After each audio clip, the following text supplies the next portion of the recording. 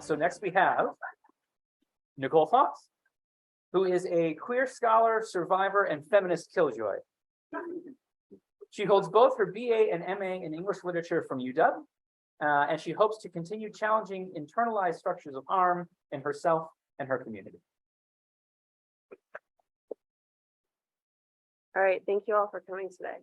So what do sexual assault, sexual harassment, and domestic violence have to do with democracy? It's a question that I have asked myself, and I think that for me, it's about feeling like you have a say in what happens to you, and what happens to your community, which can get decimated after you've been violated. I have come to know this even more acutely through my own experience. In the summer of 2020, after my professor and mentor, Brad Watson, died suddenly of a heart attack, his memorial was held at the bandshell, and that X marks the spot where I sat only hours before being assaulted by my TA. I reported the assault just over a year later, and the reporting experience completely took over my life. I was constantly reliving my trauma and just trying to keep my head above water. My basic needs took precedence over any ability to think about other issues in Laramie, much less have conversations with people in my community. It's at that intersection that this project was born. So I knew I wanted to give some of the platform that Democracy Lab provided to other survivors, provided to me to other survivors. So I decided to conduct interviews to better understand what this democratic intersection looked like for the survivors that I knew. I wanted to sit down with them and give them the chance to tell their story to someone who loves them and believes them. And I wanted them to have that public platform if they wanted it. So after reaching out to my participants, I explained my interview process as well as my plan to create found poems of their interviews from transcripts. So throughout the process, I invited questions from them. I offered to keep them anonymous, but all of my participants have asked to be named today in this presentation. I got together with my participants in a space that was private and safe and had a slow, intentional conversation with them with time for questions beforehand and a debrief and check-in afterward. Then I transcribed the interviews and created the poems, all of which have been approved by my participants to be shared today. And then these are their poems. We're going to start with Autumn's testimony. I don't view agency as a gift. It's a really scary reality to be in a world and people don't care about what doesn't affect them. Predators target people who've already been victims of certain crimes, and I didn't really see a way out of that feeling.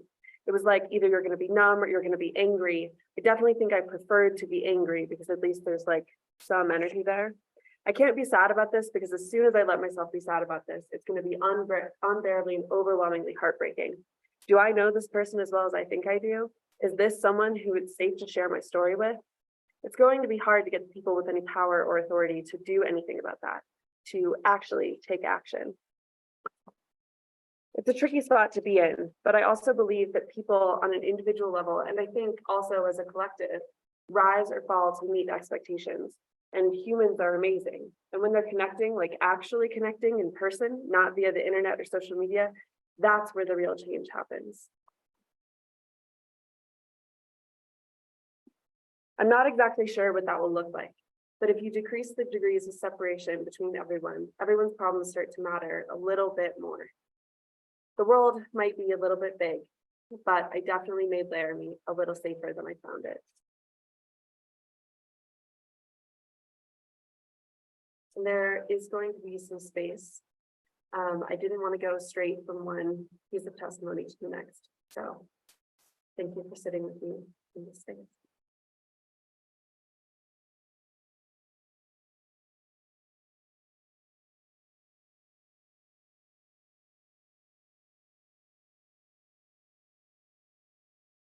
Megan's story.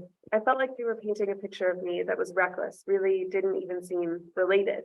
They were asking questions about like my Tinder account or like what we do on Tinder and things like that. I don't really understand how that is related to sexual harassment in the workplace.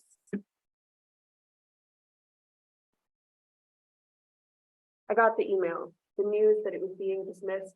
I couldn't even like read the whole thing. I don't really ever cry, but I literally got in my car and I was just so upset that I had a little ugly cry for a second.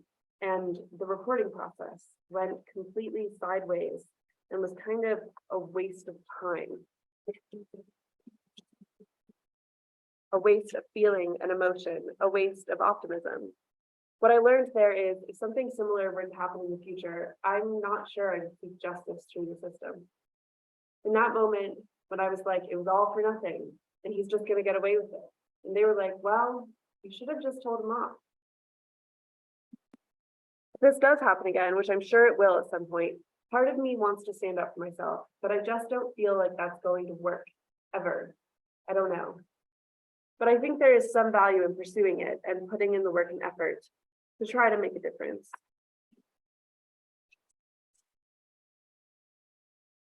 For me personally, I can only get through this world by having some sort of higher purpose. It's like everything is stacked against you, and your only way to make it through is to be your own best advocate. And I've seen the difference that it can make.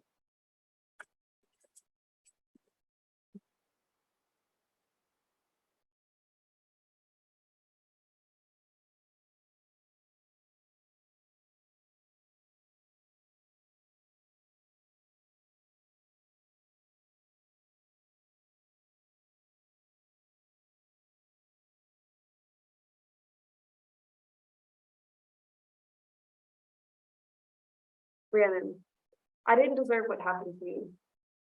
And the way I am now is almost entirely shaped because of what happened to me. And I like who I am as a person, but did we ever stand a chance? In my heart of hearts, I do still feel like I was robbed. The way I'm viewing myself and the way I view myself as a sexual agent is so different. You know, there was one instance where I talked to the cops and they told me, you know, we believe you, but it's going to be really hard for a jury to believe you. They were basically telling me, we don't want to put you through this. So when I work with survivors, I'm not going to lie to them and tell them that it will get better one day. You're going to go through times where it gets better. Being a survivor is now just a day-to-day part of my life. There are going to be days where it's going to hurt, and there are going to be days where it's going to, you know, feel liberating. And there's going to be days where you don't think about it at all.